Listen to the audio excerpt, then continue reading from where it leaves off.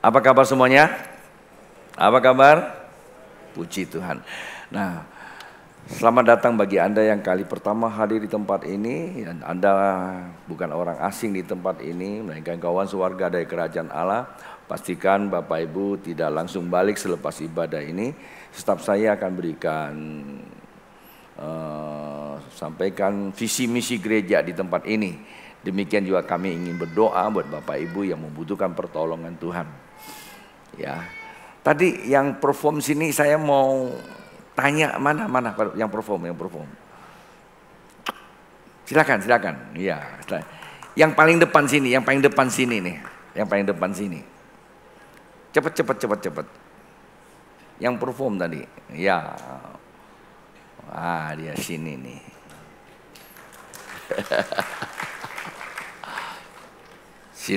Sini. Luar biasa. Tahu nggak siapa ini? Tahu nggak siapa? Anak yang tadi nyanyi itu loh. Deslin, ide siapa tadi itu? Awalnya kan memang pengen sama-sama bikin ini kan, perform nari. Terus lagunya sempat didiskusikan, ini ide bersama sih. Ide bersama. Kenapa nggak kasih tahu sama Opa? Biar surprise. Oh, hampir Opa larang loh. Tapi nanti malam lagi ya, sore ya. Oke, Tuhan berkati ya. Bagus. Iya, saya diberkati anak-anak muda. Tadi Bung Sofyan bilang kan lebih baik di gereja ya mereka perform daripada di luar sana ya. Kita tahu anak-anak kita Tuhan sedang memberikan ide-ide yang bagus. Mari Bapak Ibu kita akan baca beberapa firman Tuhan. Saya sampaikan kepada kita nanti malam biar mereka juga bisa ikut pembukaan perform. Karena terakhir ibadah kita doa 21 hari di tempat ini, nanti malam itu closingnya. Nah, saran saya Bapak Ibu, suara saya serak beberapa hari ini teriak-teriak terus ya. Dan saya diminta pakai masker.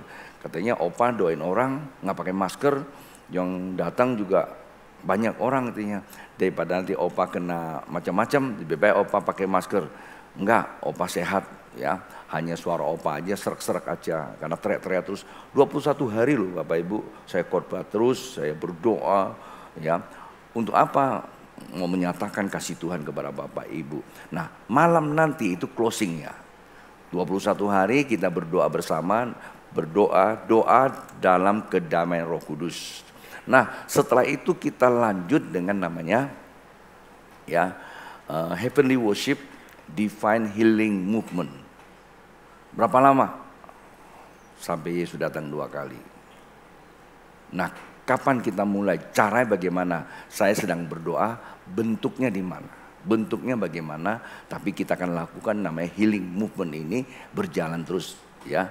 Jangan terlalu bayangkan yang berat-berat dulu. Yang penting kita mesti keluar untuk menyatakan kasih Tuhan. Bapak Ibu siap? Maka doakan nanti malam datang. Apalagi kalau Bapak Ibu yang belum pernah ikut sama sekali, 1 kali pun belum pernah gitu ya. Saya dorong Bapak Ibu nanti sore datang, kita sama-sama berdoa, kita deklarasikan bahwa kekristenan itu tidak eksklusif ya, tetapi kekristenan itu adalah inklusif, artinya kita hadir di tengah kehidupan. Eksklusif itu berarti kita keluar dari kehidupan, kita membentuk sebuah komunitas sendiri yang rada-rada aneh gitu ya. Tapi justru kita harus keluar dari sebuah lingkungan yang disebut lingkungan keagamaan, tapi kita bisa di mana saja, kapan saja kita bisa bawa kabar baik. Tentu mereka butuhkan Tuhan, bukan butuhkan kita. Bisa melalui macam-macam sebenarnya, melalui dance tadi itu. Saya kira kalau Anda dance adanya di mall atau di tengah-tengah masyarakat itu cukup punya daya tarik. Tetapi jangan kita pakai kesempatan itu menjadi show, jangan. Kita punya hati itu adalah ketika mereka tertarik, biarlah mereka tertarik kepada apa yang ada di hati kita. Sehingga kita bisa menjangkau mereka, minimal kita bisa berdoa buat dia. Ya, Urusan dia mau jadi orang Kristen dan tidaknya itu bukan urusan kita, itu urusan Tuhan. Tapi urusan kita, kita bisa berdoa buat dia. Ada terlalu banyak kesaksian dari teman-teman yang ikut doa. Mereka hari-hari ini di mana saja, kapan saja itu terus berdoa untuk orang lain.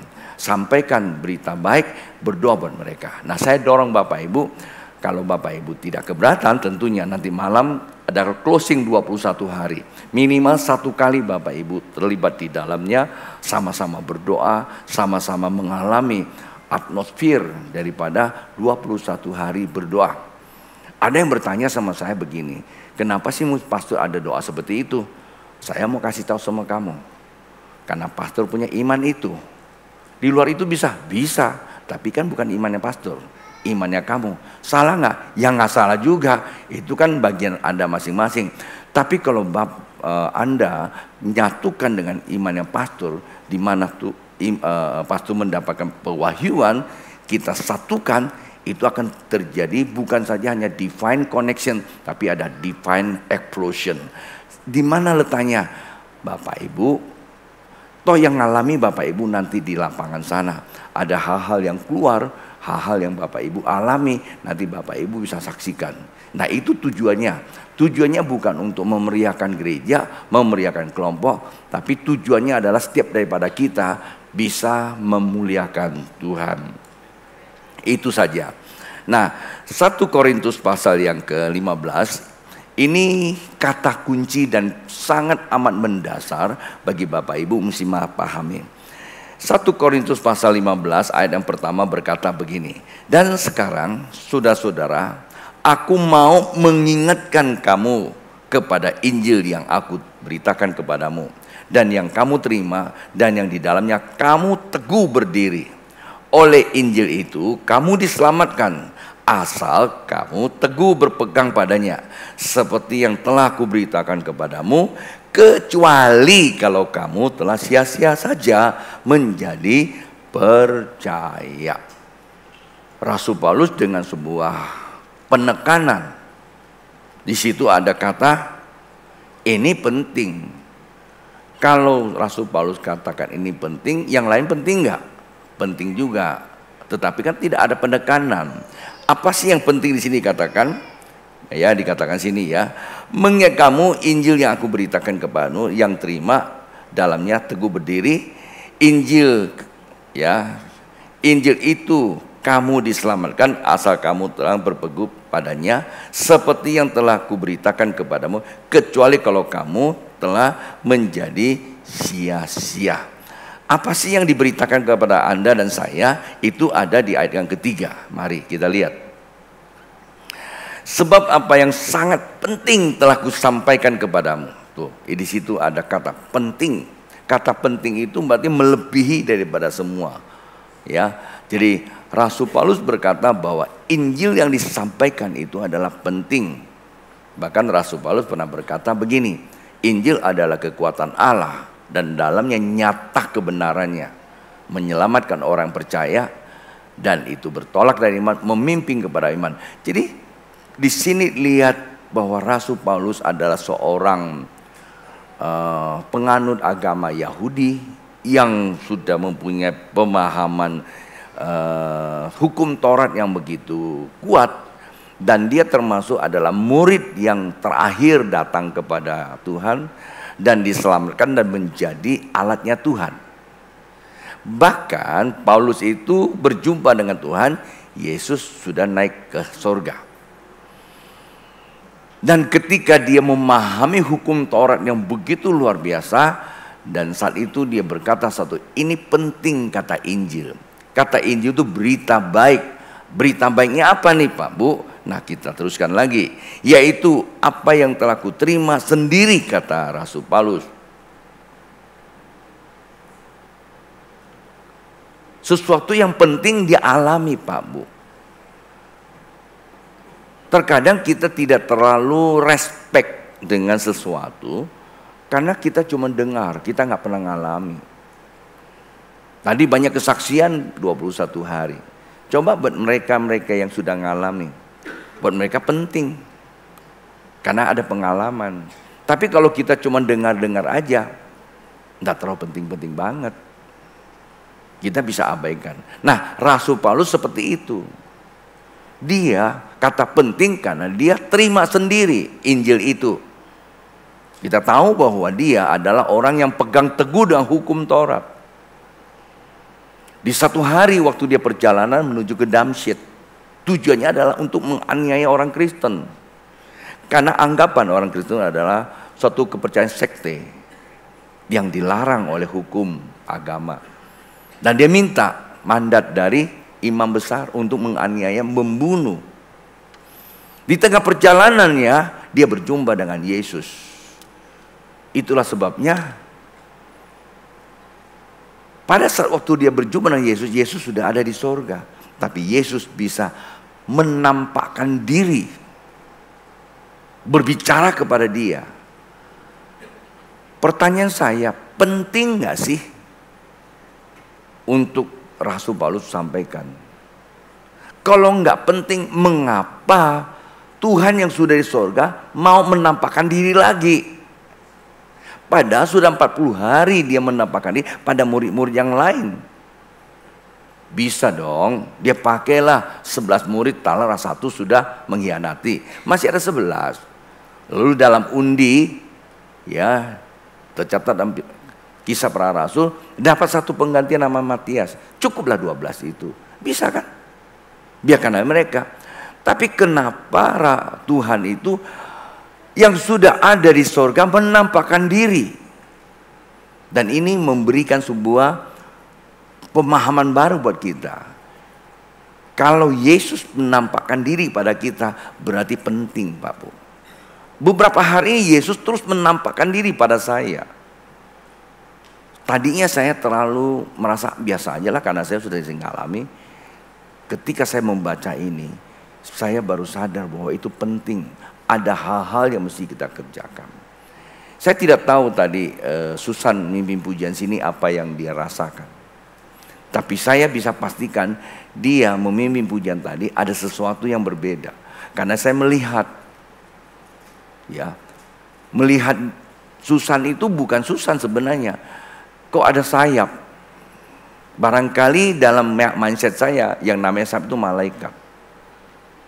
Tapi yang jelas bahwa dia penuh dengan atribut-atribut sorgawi.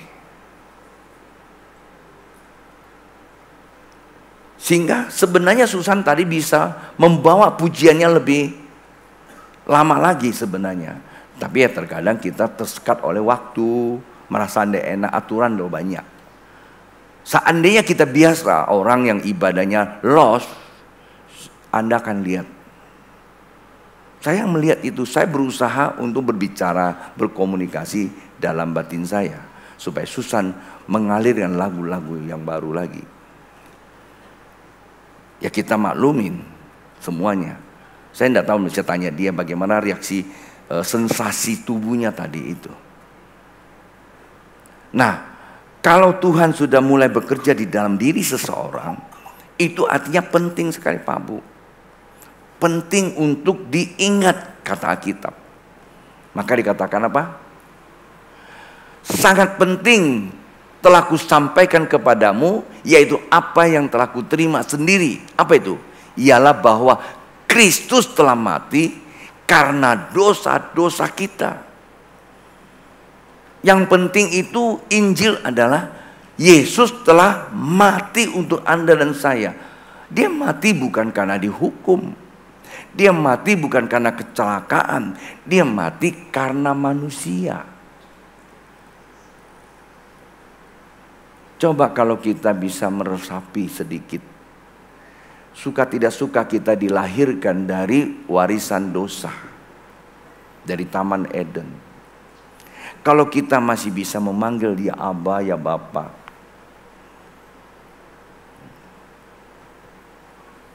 Ada satu pribadi yang disalibkan, lalu mati. Kematian Tuhan Yesus menghapus dosa kita. Lalu berikutnya apa? Sesuai dengan kitab suci ayat keempat, bahwa ia telah dikuburkan Kalau Bapak Ibu pernah ke Israel, Bapak Ibu pasti akan dibawa ke kubur Tuhan Yesus. Ada satu pengalaman seorang sahabat kita ke Israel waktu itu. Dan dia bukan orang Kristen. Tentu saya tidak mau sebut namanya. Dia tertarik ikut saya ke Israel karena dia baca brosur ada ke Mesir. Ya, saya bilang ada ke Mesir. Tetapi tujuan dia ke Mesir itu mau dia tarian perut.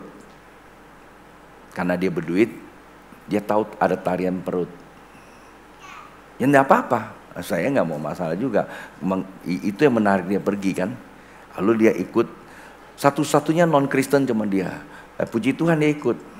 Dalam perjalanan kan jadi bergaul kan. Jadi kenal, akrab. Nah, waktu dia masuk ke ruang penyiksaan Tuhan Yesus. Ruangan Pontius Pilatus itu. Ya. Yesus sebelum diserahkan untuk disiksa itu di penjara dulu. Nah, di penjaranya itu diikat. Dan bekas-bekasnya masih ada. Dan karena dikasih tahu bahwa inilah tempat penyiksaan Tuhan Yesus yang pertama, maka dia coba tiru. Minta difoto. 3 kali difoto. Tapi hasil fotonya tangannya nggak seperti ini. Tangannya semua turun. Saya nggak tahu kenapa bisa begitu. Bukan 1 kali, 3 kali. Dia coba lagi peragakan. Hasil fotonya tetap. Lalu salah satu sahabat kita bilang, lu tuh nggak layak tiru Yesus. Dan di situ membuat dia menjadi tersentuh, berarti Tuhan orang Kristen itu benar. Ini kesaksian. Real, orangnya masih hidup kok, kalau mau sudah yang cerita. Lalu lepas daripada itu, kami duduk di luar satu tempat. Dan itu pernah terjadi mujizat. Kami bertiga duduk, saya di tengah, dia di kiri, ada satu di kanan. Lalu kami kalau ada sama penatua biasa suka difoto. Anda ketemu saya pasti difoto karena nanti dikasih ini loh, Anda punya kenang-kenangan. Nah, waktu difoto itu dari atas ada sinar turun. Hasil fotonya mungkin Anda akan berkata, itu kan nggak tahu cahaya Pak. It's okay, saya juga nggak mau berdebat. Tapi foto itu turun dan bukan 1 kali, berapa kali? Dia turun kepala saya, bukan nyasar. Keluar ke sebelah saya yang sudah Kristen, pelayan kita, orang gereja. Dia enggak. Dan beberapa kali, dulu saya tanya kenapa kok enggak ke saya? Nah, teman-teman ini biasanya kan suka guyonan. Ya lu belum percaya Yesus sih, maka lu enggak dapat bagian. Mungkin kata itu sepertinya nyindir, tapi itu membuat dia berpikir. Nah, waktu di atas loteng upper room pencurahan Roh Kudus, di situ dia kepenuh Roh Kudus. Sehingga waktu masuk ke Yordan, dia dibaptis sana. Dia menjadi Kristen, jadi orang percaya. Karena Tuhan mengasihi orang yang mau meresponnya. Dan orang itu sebenarnya biasanya diam. Karena pengusaha nggak banyak bicara. Tapi setelah penuh Roh Kudus, di gereja itu seringkali bikin sibuk orang. Dia kalau sudah dipenuhi Roh Kudus, dia bisa ngomong macam-macam, dia bisa nari, dia lompat-lompat. Satu ruangan bisa selesai sama dia. Dulu ruangannya masih di Haji Abbas. Maka itu kalau Anda lihat orang dipenuhi Roh Kudus, jangan kaget. Jangan ditengking-tengking lah. Kalau Tuhan sudah jamah, siapa lagi yang bisa lawan? Tuhan sedang berperkara. Terkadang kita tidak paham. Memang kita diganggu. Tapi jangan sampai terganggu. Berdoa lebih baik. 30 tahun kami di Pontianak banyak peristiwa terjadi di gereja kita. Itu namanya kunjungan Tuhan. Yang tertawa sampai berjam-jam. Bahkan ada yang berhari-hari gak bisa berhenti. Ipar saya sendiri 1 minggu dikurung di kamar. Sampai mau dibawa ke rumah sakit jiwa. Sama keluarga dia. Saya bilang jangan, biarkan aja. Begitu dilepas, dia pergi ke kampung-kampung, banyak orang disembuhkan. Waktu dia berdoa, Tuhan menjamah. Dan sekarang dia jadi hamba Tuhan. Bilang sama samping kiri kamu, Tuhan juga mau pakai kamu. Kalau Tuhan pakai Rasul Paulus dan memberikan pengalaman penting buat dia untuk diberitakan, berarti ini penting buat kita. Apa itu penting? Bapak Ibu perhatikan. Kata penting sini adalah sesungguhnya hari ini kita ibadah 2000 tahun lalu Yesus telah bangkit. Jadi kata Yesus bangkit itu ini bukan pesta agama. Tapi ini sebuah realita. Yesus yang kita sembah, dia itu pernah mati untuk Anda dan saya. Memang harus mati. Dan kematian dia itu menghapuskan dosa manusia. Sekali lagi perhatikan baik-baik. Kematian Tuhan Yesus menghapuskan seluruh dosa manusia. Seluruh manusia. Seluruh dosa. Tapi memang tidak semua manusia dihapuskan.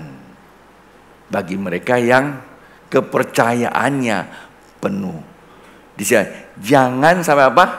Coba balik lagi kembali yang tadi di ayat yang keduanya. Ayat yang kedua. Nah, kecuali kalau kamu telah sia-sia saja menjadi percaya. Ada konsekuensinya. Tuhan memang memberikan itu all buat kita semua. Saya mau berkata kepada Bapak Ibu, 21 hari berdoa Tuhan memberikan. Semua jemaat akan diberkati. Tanpa kecuali. Tetapi kecuali. Kecuali apa? Bacanya apa tadi?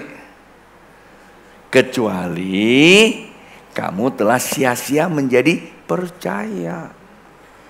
Menyanyiakan kepercayaanmu sebagai orang percaya. Memang betul. Kekristenan saat waktu kita percaya Yesus, kita diselamatkan, itu betul. Pada saat waktu kita percaya Yesus, kita sudah diselamatkan karena hukum firman Tuhan berkata, barang siapa percaya Yesus, dia telah diangkat. Bahasa aslinya apa? Diangkat. Atau ditata balik menjadi apa? Elebon, itu berarti apa? Ditata menjadi anak Allah. Dan menerima kuasa sebagai anak Allah, otoritasnya. Dan diberikan apa? Statusnya anak Allah, diberikan otoritas sebagai anak Allah. Bisa memanggil ya Aba, ya Bapa ketika percaya. Ketika percaya. Kenapa kalau kita percaya sudah diselamatkan, mengapa Yesus mesti mati? Nah, disinilah letaknya. Bapak Ibu perlu tahu, kematian Yesus itu merupakan kegenapan hukum Tuhan yang ada di Taman Eden. Karena Taman Eden pada saat waktu manusia jatuh dalam dosa, putus hubungan dengan Allah. Kenapa? Karena manusia menolak perjanjian. Itu di Taman Eden.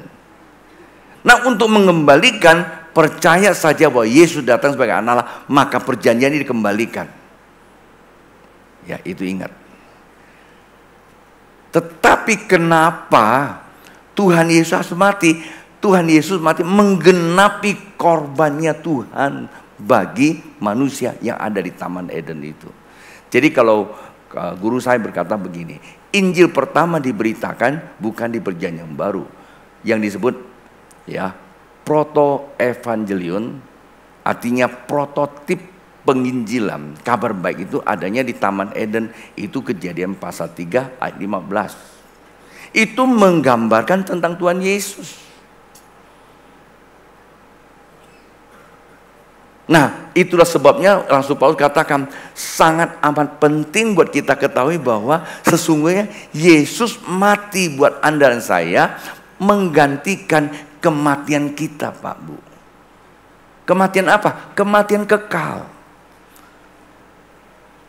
Jadi bukan kematian secara fisik saja. Kalau orang tidak percaya Yesus, dia bukan saja kematian fisik. Sesungguhnya dari Taman Eden, dia sudah mengalami kematian kekal. Walaupun dia masih hidup dalam fisik, tapi sesungguhnya dia sudah mati kekal. Dan waktu Yesus mati, dia menggantikan kematian kekal kita. Waktu dia bangkit, dia memberikan kembali hidup kita yang kekal.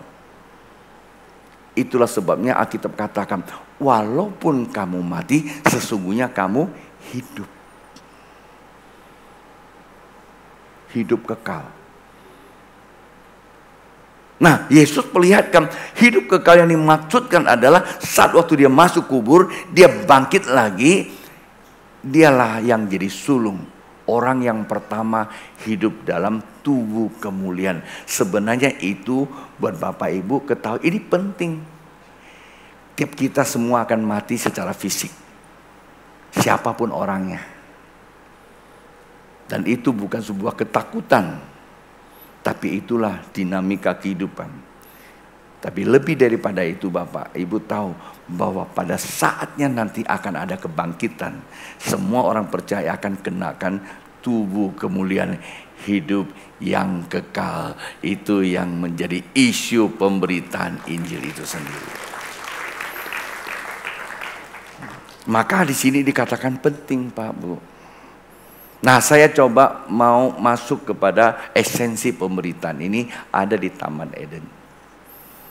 Kenapa kita perlu jangan menjadi sia-sia kepercayaan kita. Tanda orang percaya adalah taat melakukan kehendak Allah. Itu tandanya. Maka dia bilang imanmu yang menyelamatkan. Kata iman itu tidak lepas dari luar akar kata. Percaya dan taat.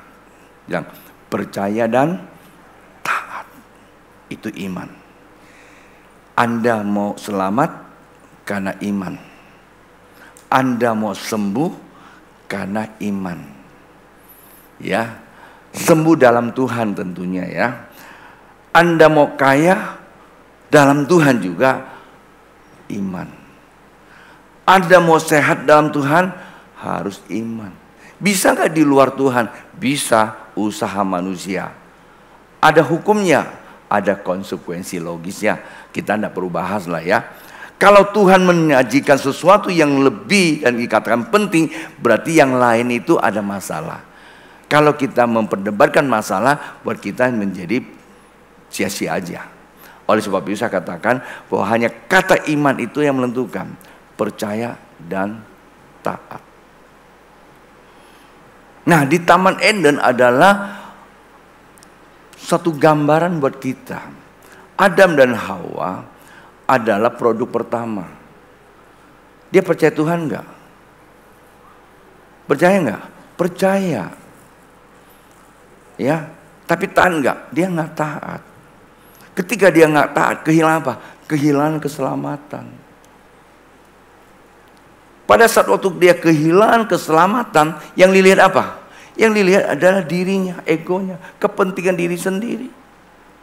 Maka Alkitab katakan, waktu Adam dan Hawa begitu kehilangan keselamatan, dia tahu siapa dia. Maka dia kenakan daun sebagai cawatnya. Artinya apa? Dia sadar akan dosanya. Dia sadar akan keburukannya. Dia sadar akan dirinya siapa. Ada banyak kita sadar akan kesalahan kita. Tapi Adam dan Hawa, dia dengar Tuhan. Dia tahu loh itu Tuhan melangkah kakinya. Dia dengar Tuhan. Kenapa dia sembunyi? Karena dia tahu Tuhan datang kepada dia. Konsekuensinya adalah hukuman. Yang dia tahu. Konsekuensi kalau Tuhan datang pasti ada hukuman. Orang yang sadar akan dosa, begitu ada kata Tuhan, begitu kata ada pekerjaan Tuhan, cenderung sembunyikan dirinya. Mungkin kalau saya bilang sembunyi dalam konteks Alkitab tidak ada di kita, tapi yang disebut sembunyikan diri adalah cuekkan saja. Hilangkan apa yang dikata orang. Yang penting gua nggak ganggu lo. Gua juga punya agama sama kayak lo. Lu ke gereja, gua juga ke gereja. Cuma gua nggak sama seperti lo. Bahasanya doel, nangis mulu di gereja, ganggu orang lagi. Hanya itu aja. itu sama juga kamu takut tampil beda sebagai orang percaya. Dan Alkitab kan bilang begitu. Dia sembunyi. Dan Tuhan panggil dia. Adam, Adam. Herannya tuh Alkitab catat di manakah engkau? Pertanyaannya, Tuhan tahu nggak sih ada di mana Adam? Tahu nggak? Tahu. Kenapa dipanggil? Seakan-akan Tuhan tuh nggak tahu dia. Kemahatauan Tuhan hilang. Bukan Pak Bu. Di situ Tuhan tanya, di mana engkau? Maksudnya Tuhan, kamu sadar nggak kamu di mana? Kamu tuh sedang sembunyikan diri dari Tuhan. Itu dulu. Nggak ada urusan sama kita. Urusan sama kita begitu Tuhan memanggil kita dengan cara-cara Tuhan, kita lari dari cara-cara itu aja sih. Paham nggak maksud saya? Kita melihat ada lawatan, Tuhan sedang memanggil kita ada lawatan. Kita sembunyi dari lawatan. Barangkali Tuhan tidak pakai lawatan, pakai gempa bumi mungkin ya. Tetap juga lari sih.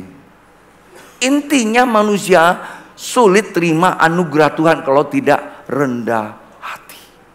Meresponi panggilan Tuhan. Bayangkan Pak Bu, begitu banyak orang Kristen, jikalau rendah hati merespon panggilan Tuhan, dunia selesai. Kenapa hari ini dunia masih begitu? Kacau balau. Disebabkan karena kita puas dengan keagamaan yang tertata rapi, dengan puas dengan segala kebudayaan terbangun oleh karena dari mana masabnya.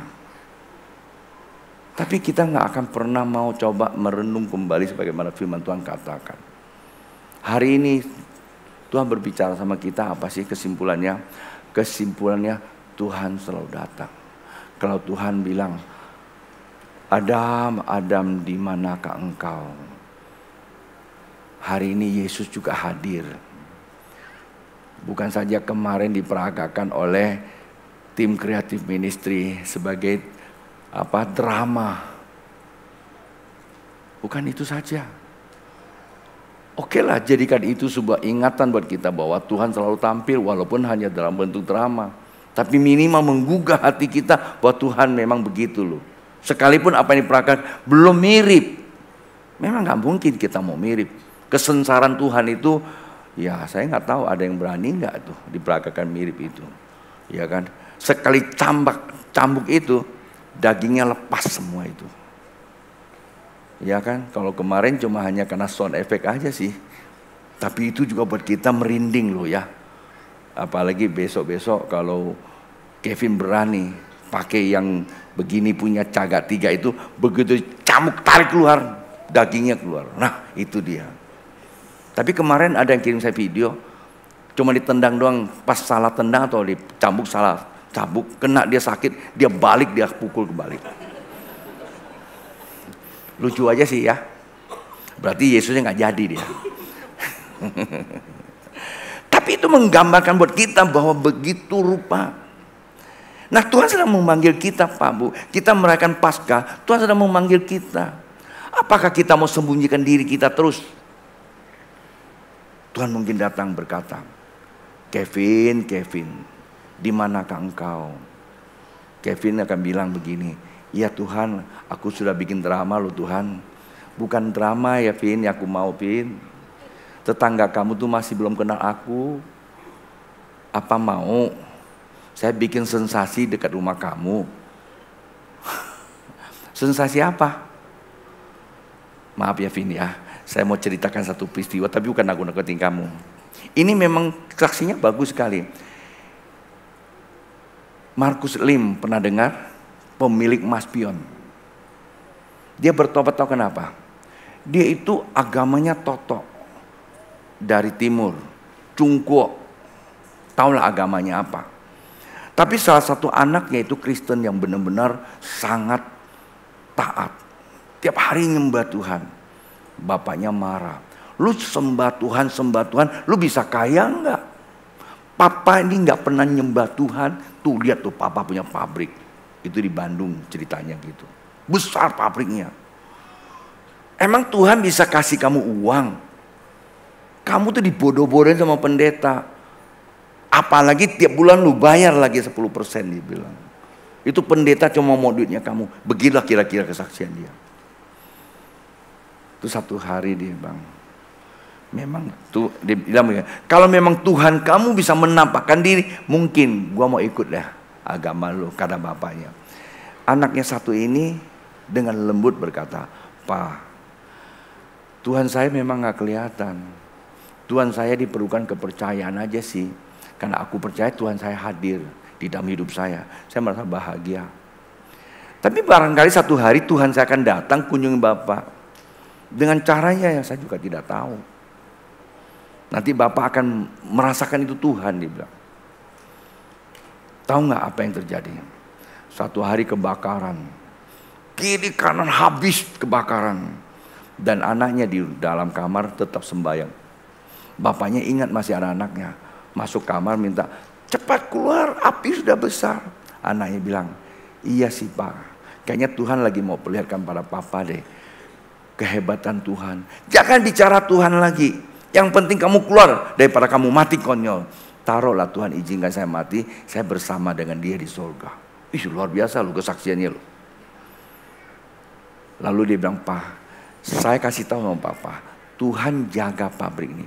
Tidak satu bagian pun akan dibakar. Sementara dia ngomong api sudah masuk dari jendela-jendela. Dan dia bilang, Tuhan Yesus perlihatkanlah dirimu buat Papa saya. Tiba-tiba ada angin kencang sekali di rumah itu. Dan semua api itu ditiup keluar. Singkat ceritanya kiri kanan ludes. Pabrik dia dan rumahnya tidak terbakar. Bapaknya ini sekarang jadi Kristen, jadi penginjil. Anda tinggal buka Google aja kok, namanya Markus Lim, karena seringkali saya sampaikan ini. Pemilik Mas Pion salah satu. Ya. Dan begitu ceritanya dia yang saya dapatkan. Pak Bu, kadang-kadang Tuhan itu bisa datang dalam bentuk apapun. Janganlah tunggu sampai yang ngeri-ngeri dah datang ya. Saat waktu di gereja ya, begitu ada sesuatu, mari kita responi, ini Tuhan. Jangan ini pikiran macam-macam. Saat waktu Bapak Ibu responi, maka Tuhan merengkuh, Tuhan mengembalikan apa yang menjadi kebutuhan kita. Dosa datang buat kita ketakutan terhadap pekerjaan Tuhan. Itu pertama. Yang kedua, ketakutan menimbulkan tekanan. Coba kalau Anda lihat ada sesuatu ya, itu memang pekerjaan Tuhan, Anda takut terlibat di dalamnya, pasti tertekan sebagai orang Kristen. Nah benar, pasti tertekan, gak enak. Kalau udah dapat tekanan, lama-lama apa? Stres. Sadar tidak sadar Bapak akan stres.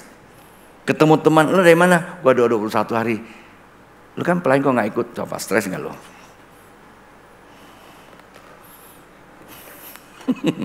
saya nggak mau nuduh lo ya, tapi yang nggak datang, ya kan? Lu kan pelayan Tuhan, lu kan singer, 21 kau nggak datang. Mungkin kamu sibuk, nggak apa-apa. Ya saya kan sibuk, saya keluar kota nggak apa. Tapi kalau kamu diam di rumah, main gadget, pergi jalan-jalan, pasti kamu tertuduh, pasti kamu tertekan, pasti kamu stres, dan itu menjadi racun dalam hidup kita. Ini satu contoh Pak Bu, seperti Adam dan Hawa ini. Karena dia takut, dia sembunyi. Ketakutan menimbulkan apa? Tekanan. Tekanan menimbulkan apa? Stres. Stres menimbulkan apa? Kortisol naik. Kortisol menimbulkan apa? Racun dalam tubuh. Sederhana sekali Pak Bu. Mari kita berdamai sama Tuhan bahwa Dia telah mati untuk kita. Kita mau mengasihi Dia. Saya tutup.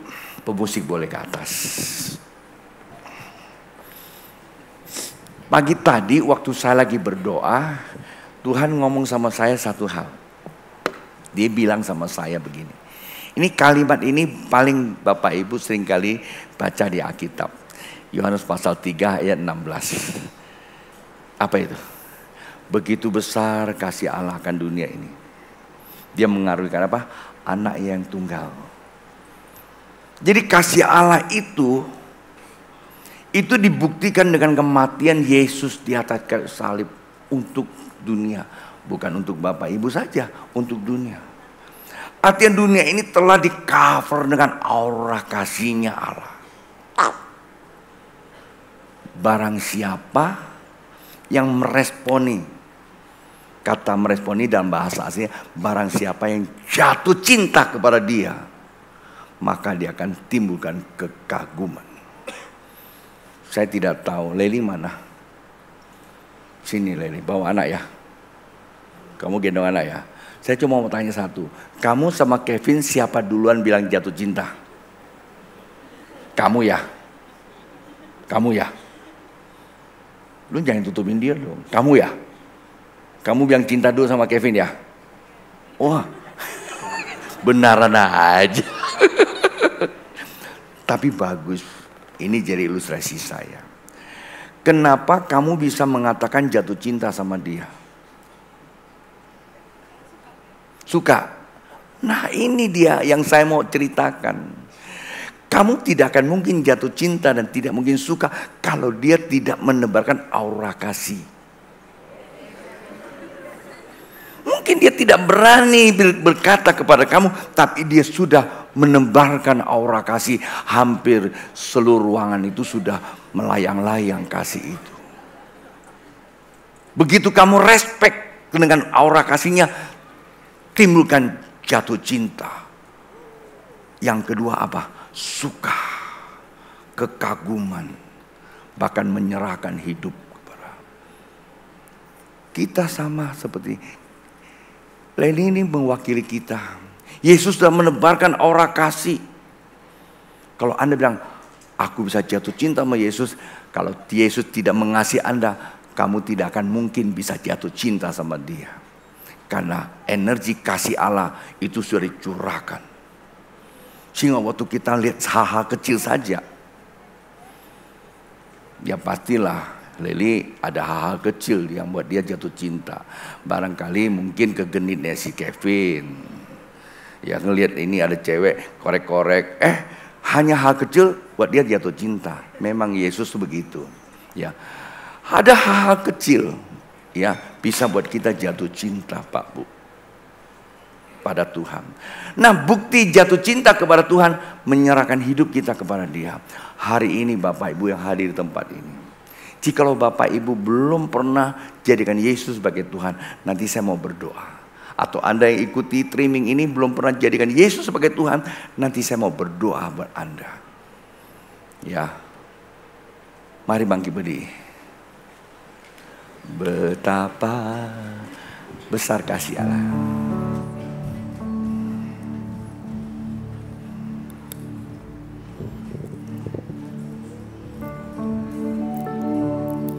Ya, Yohanes pasal 3. Besar kasih-Mu Allahku, sehingga Kau berikan Yesus padaku, supaya aku tidak binasa, melainkan beroleh hidup yang kekal. Sama-sama katakan dari awal.